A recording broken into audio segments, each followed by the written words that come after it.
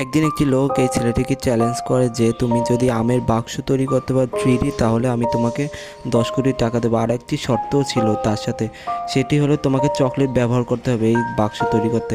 ছেলেটিও তৈরি করা শুরু করলো বাক্সটি রিয়েলিস্টিক দেখানোর জন্য। এই ছেলেটি লোগো তৈরি করে নিল। ছেলেটি বাক্স তৈরি করার পর এখন আম তৈরি করবে। এখন আম তৈরি করার জন্য আম টুকরো টুকরো করে একটি পেস্ট তৈরি করে নিল।